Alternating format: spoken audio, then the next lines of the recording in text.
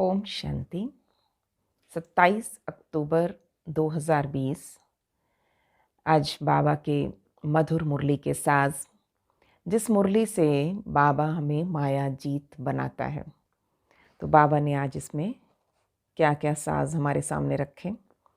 मीठे बच्चे, भिन्न भिन्न युक्तियाँ सामने रखकर याद की यात्रा पर रहो। प्रथम बात, भिन्न भिन्न युक्तियाँ सामने रख याद की यात्रा पर रहो। इस पुरानी दुनिया को भूल अपने स्वीट होम और नई दुनिया को याद करो। इस पुरानी दुनिया को भूल अपने स्वीट होम और नई दुनिया को याद करो। प्रश्न है, कौन सी एक्ट अथवा पुरुषार्थ अभी ही चलता है, सारे कल्प में नहीं? बाबा ने बताया, याद की यात्रा में रह आत्मा को पावन बनाने का पुरुषार्थ, सारी दुनिया को पतित से पावन बनाने की एक्ट सारे कल्प में सिर्फ इसी संगम के समय पर चलती है। ये एक्ट हर कल्प रिपीट होती है। तुम बच्चे इस अनादि अविनाशी ड्रामा के वंडरफुल राज को समझते हो। तो पहली एक्ट बाबा ने बताया, सिर्फ याद की यात्रा में रह के पुरुषार्थ करो, आत्मा समझो। इस पतित दुनिया को पावन बनाने का एक्ट सिर्फ संगम का है। ओम शांति। रूहानी बाप बैठ रूहानी बच्चों को समझाते हैं, इसलिए रूहानी बच्चों को देही अभिमानी या रूहानी अवस्था में निश्चय बुद्धि होकर बैठना है। तो रूहानी अवस्था में ही निश्चय बुद्धि होकर ही सुनना है। बाबा ने समझाया, आत्मा ही सुनती है इन ऑर्गन्स के द्वारा। ये पक्का याद करते रहो। सदगति और दुर्गति का ये चक्र तो हर एक की बुद्धि में रहना ही चाहिए। तो सर्वप्रथम आत्मिक स्थिति में बैठो। मुरली सुन कौन रहा है? इन कानों के द्वारा मैं आत्मा सुन रही हूँ। फिर बाबा ने कहा, बच्चे ये सारा सदगति दुर्गति का चक्र बुद्धि में रखो, जिसमें ज्ञान और भक्ति सब आ जाता है। चलते फिरते बुद्धि में ये रहे, ज्ञान और भक्ति, सुख और दुख, दिन और रात का खेल कैसे चलता है। हम 84 का पार्ट बजाते हैं। बाप को याद है तो बच्चों को भी याद में रहने का पुरुषार्थ कराते हैं। तो इससे तुम्हारे विकर्म भी विनाश होते हैं और तुम राज्य भी पाते हो। जानते हो ये पुरानी दुनिया तो अब खलास होनी है। जैसे कोई पुराना मकान होता है। बाबा एक बहुत अच्छा एग्जाम्पल है पुरानी दुनिया के लिए। पुराना मकान होता, फिर नया बनाते, तो अंदर में निश्चय रहता है कि अब हम नए मकान में जाएंगे। और फिर मकान बनने में कभी वर्ष 2 वर्ष लग जाते हैं। जैसे नई दिल्ली के गवर्नमेंट हाउस आदि बनते, तो ज़रूर गवर्नमेंट कहेगी हम ट्रांसफ़र हो नई दिल्ली में जाएंगे। तुम बच्चे जानते हो ये सारी बेहद की दुनिया पुरानी है, अब जाना है नई दुनिया में। बाबा युक्तियाँ बताते हैं, ऐसी ऐसी युक्तियों से बुद्धि को याद की यात्रा में लगाना है। हमको अब घर जाना है, इसलिए स्वीट होम को याद करना है, जिसके लिए मनुष्य माथा मारते हैं। ये भी मीठे मीठे बच्चों को समझाया कि ये दुख धाम अब ख़त्म होना है, जाना कहाँ है? Sweet home. तो भल तुम यहाँ रहे पड़े हो, परंतु ये पुरानी दुनिया पसंद नहीं है। अंदर का गहरा वैराग है रहते हुए भी। हमको फिर नई दुनिया में जाना है। भल चित्र आगे कोई भी ना हो तो भी तुम समझते हो अब पुरानी दुनिया का अंत है।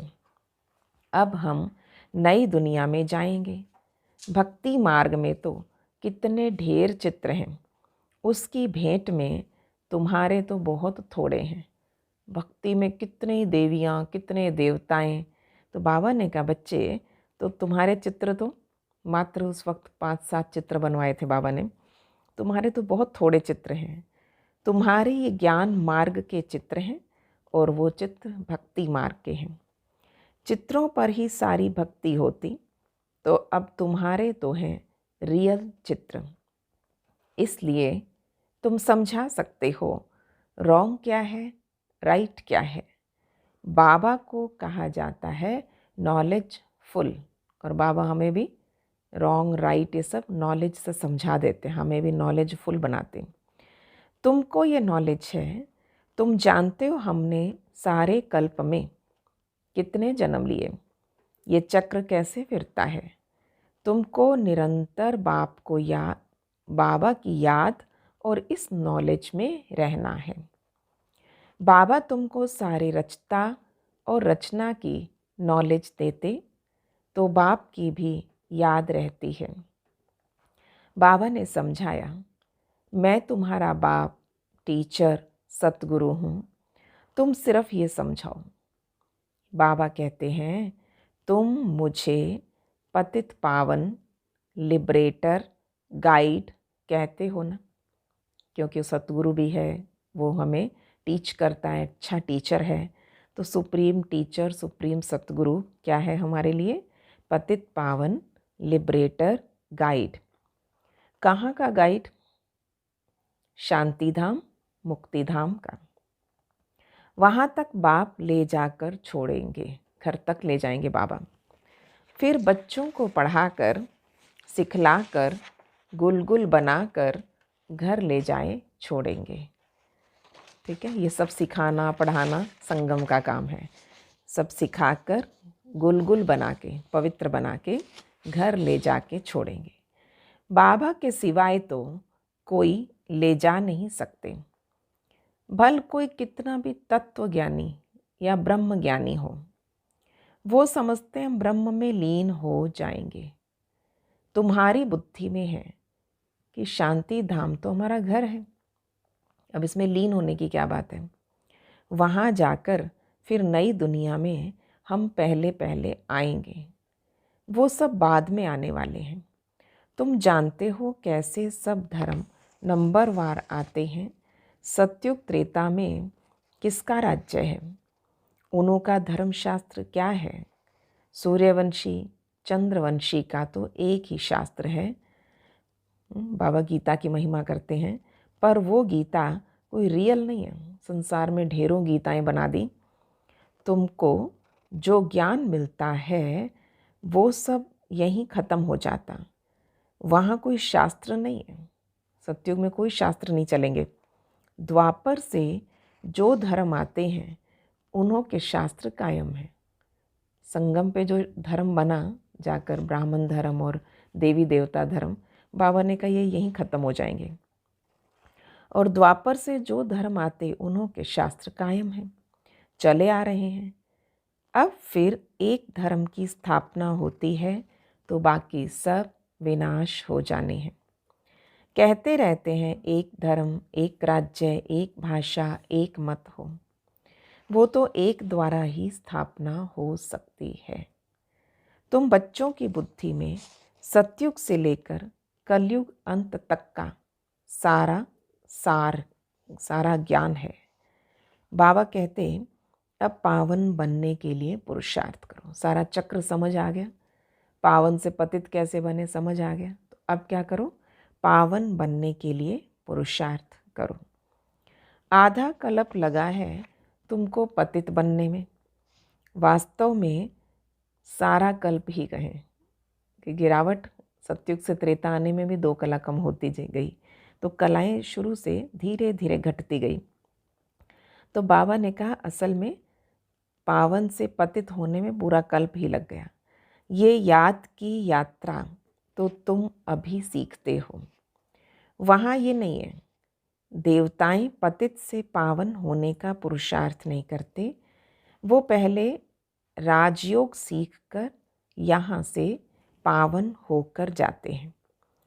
उसे कहते हैं सुख धाम, स्वर्ग, वैकुंठ। तो वो पावन होना यहीं से सीखते हैं। राजयोग सीखे पावन बने। तुम जानते हो सारे कल्प में सिर्फ अब ही हम याद की यात्रा का पुरुषार्थ करते हैं। फिर यही पुरुषार्थ अथवा जो एक्ट चलती है पतित दुनिया को पावन बनाने के लिए, फिर कल्प के बाद ये रिपीट होगी।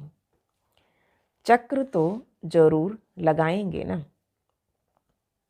तो चक्र तो लगाएंगे सारा का सारा कल्प हम। तुम्हारी बुद्धि में ये सब बातें हैं कि ये नाटक है।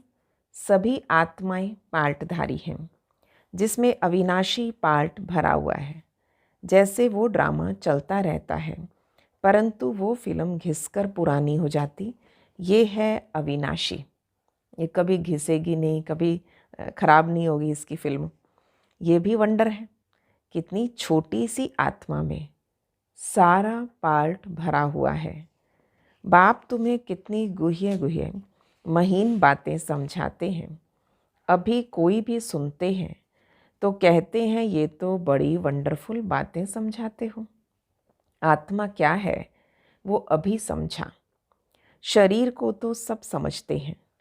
डॉक्टर लोग तो मनुष्य के हार्ट को निकाल के बाहर रखते हैं, है ना, उसकी सर्जरी करेंगे और फिर वापस डाल देते हैं। पर आत्मा का किसी को पता नहीं। जैसे कई लोग कहते हैं ना आत्मा दिल में बसती है, तो बाबा कहते बच्चे दिल में कैसे बसेगी, दिल तो निकाल दिया था, सर्जरी की थी। तो इसलिए बाबा ने कहा बच्चे, और आत्मा का किसी को पता नहीं। आत्मा पतित से पावन कैसे बनती ये कोई जानता नहीं। पतित आत्मा, पावन आत्मा, महान आत्मा कहते हैं ना। अभी आत्मा को कह रहे हैं पतित आत्मा। कभी भी कहा पतित शरीर, पावन शरीर नहीं। एक्ट द्वारा चलता हूँ। सब पुकारते भी हैं हे पतित पावन, आकर मुझे पावन बनाओ। परंतु आत्मा कैसे पावन बनेगी, उसके लिए चाहिए अविनाशी सर्जन। कैसे वो हमारी सारी बीमारियां निकाल देता है।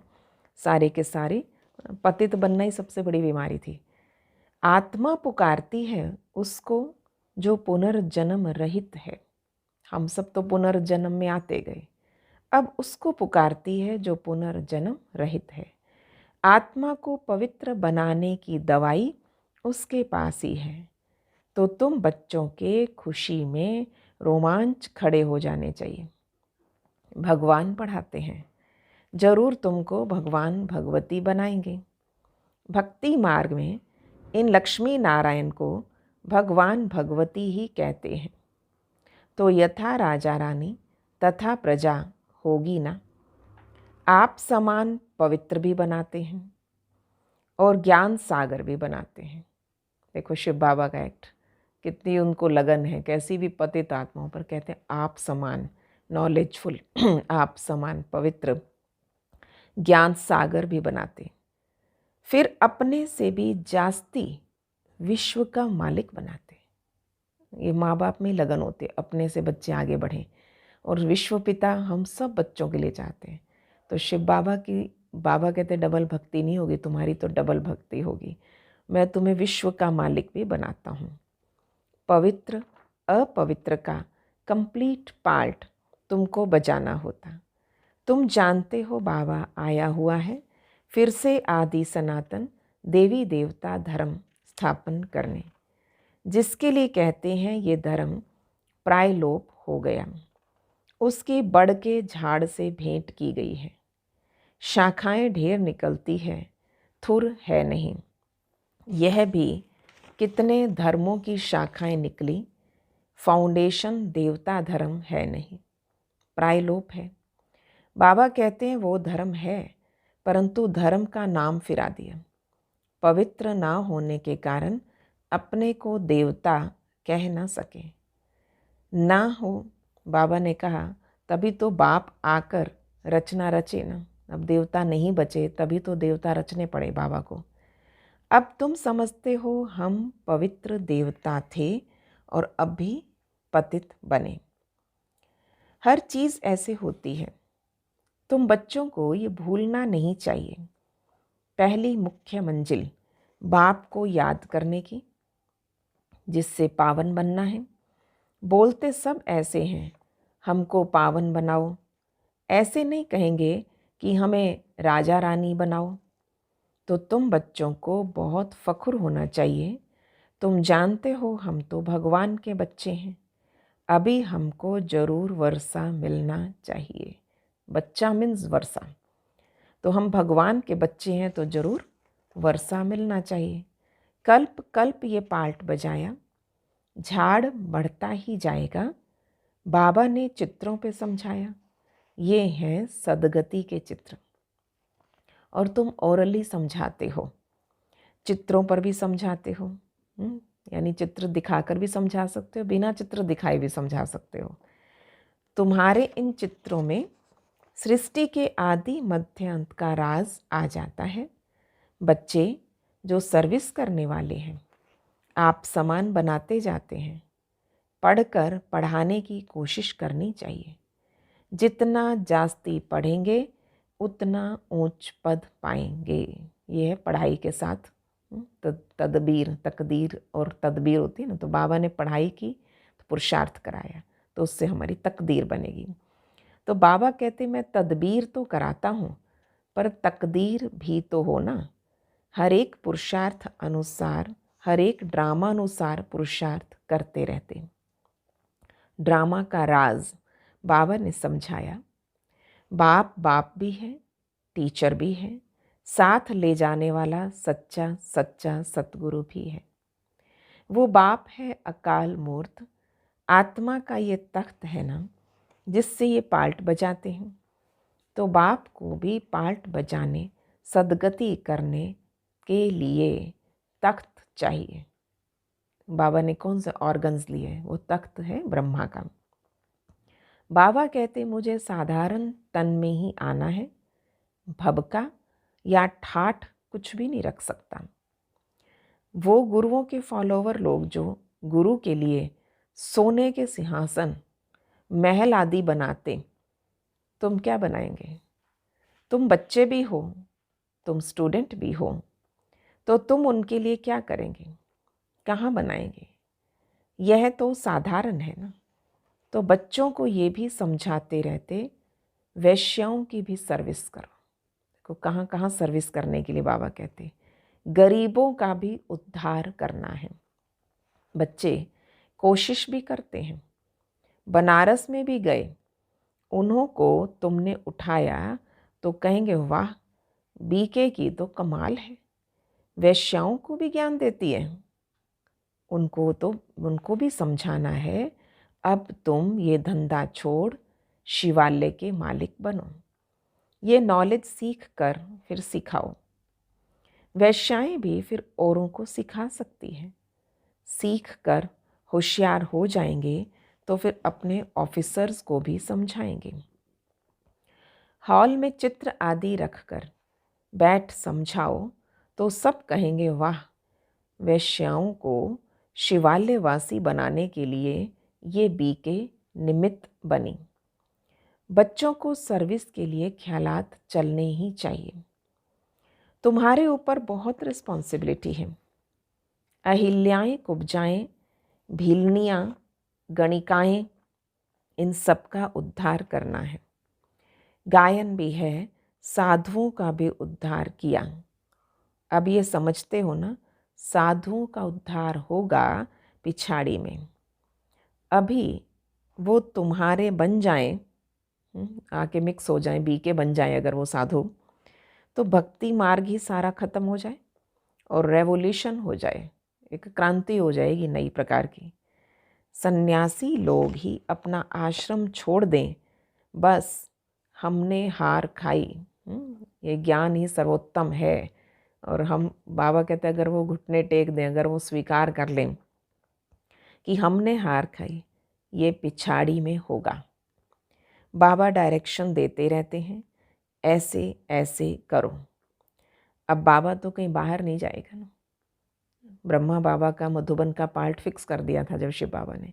तो बाबा ने कहा बच्चे तुम समझाओ, तुमने जाके औरों को ज्ञान देना है। बाबा तो कहीं बाहर नहीं जा सकते। बाबा कहेंगे बच्चों से जाके सीखो।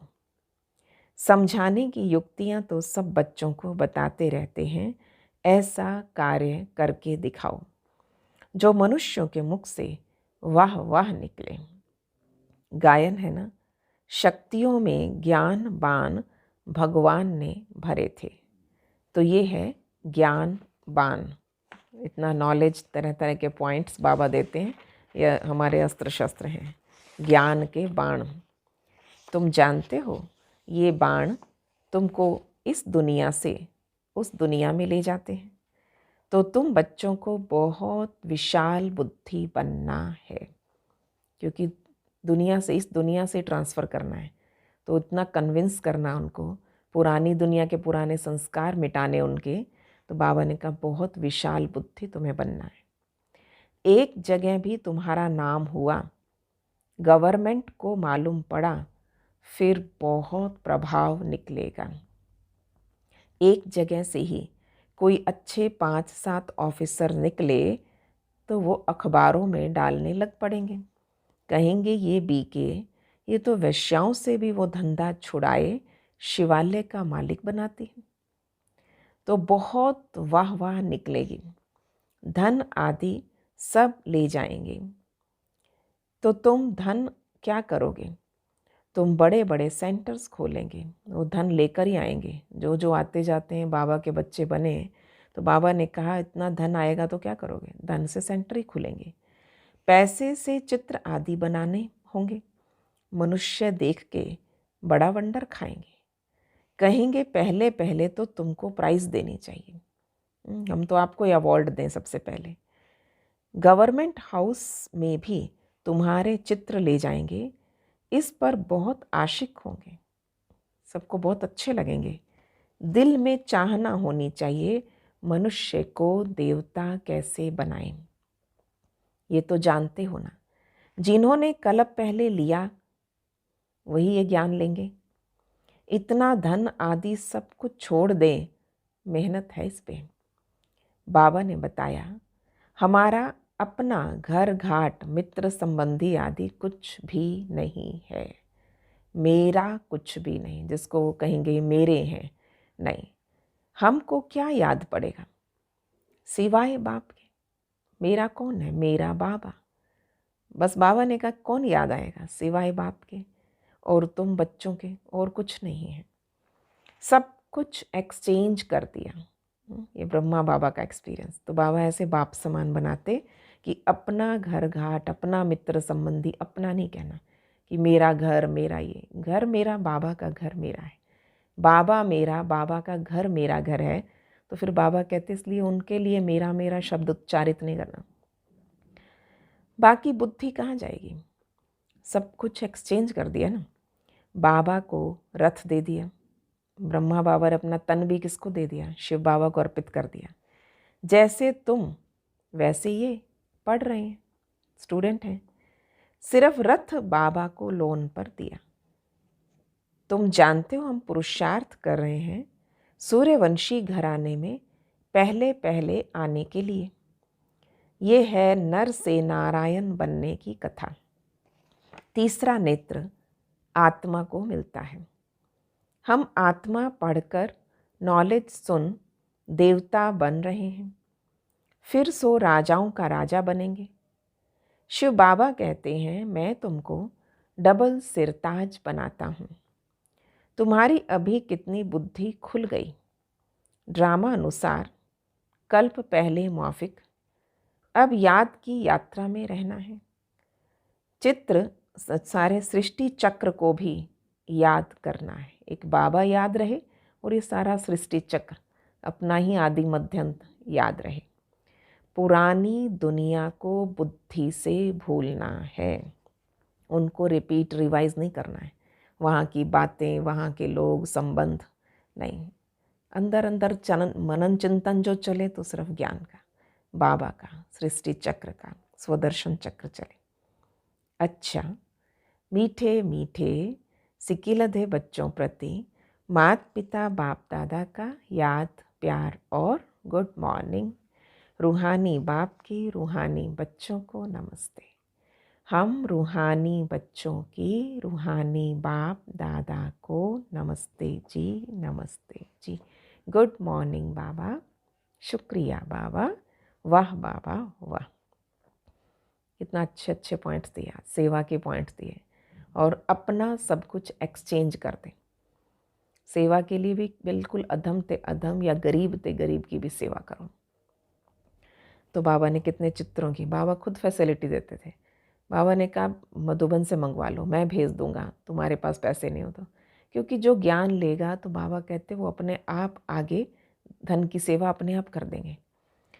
पहला है बुद्धि में रहे, अब हमारे लिए नई स्थापना हो रही है। ये दुख की पुरानी दुनिया खत्म हुई कि हुई। ये दुनिया बिल्कुल पसंद नहीं आनी चाहिए। जैसे बाबा ने अपना सब कुछ एक्सचेंज कर दिया तो बुद्धि कहाँ जाती नहीं। ऐसे फॉलो फादर करना है। दिल में बस यही चाहना रहे, हम मनुष्य को देवता बनाने की सेवा करें, इस वैश्यालय को शिवालय बनाएं। आज का वरदान है। बाबा ने मुरलीधर, मास्टर मुरलीधर बनाया। बाबा को मुरलीधर कहते हैं।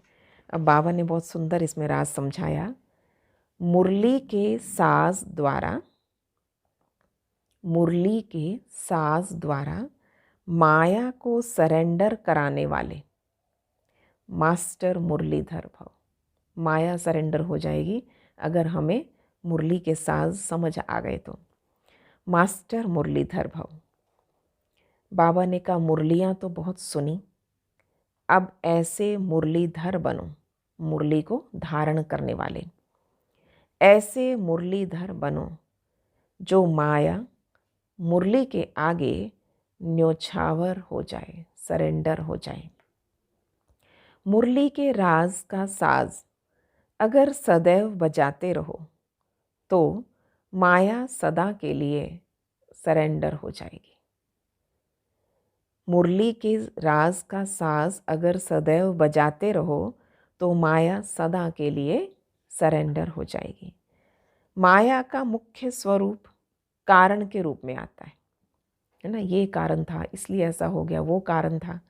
तो सबसे पहले क्यों क्या शुरू होगा या कारण शुरू हो जाएंगे, वहाँ से माया एंटर होती है। जब मुरली द्वारा कारण का निवारण मिल जाएगा तो माया सदा के लिए समाप्त हो जाएगी। कारण खत्म माना माया खत्म। आज का स्लोगन है अनुभवी स्वरूप बनो। अनुभवी स्वरूप बनो तो चेहरे से खुश नसीबी की झलक दिखाई देगी। खुश नसीब चेहरा बाबा ने का पता लगता है ये अनुभवी आत्माएं हैं। अनुभवी स्वरूप बनो तो चेहरे से खुश नसीबी की झलक दिखाई देगी। ओम शांति।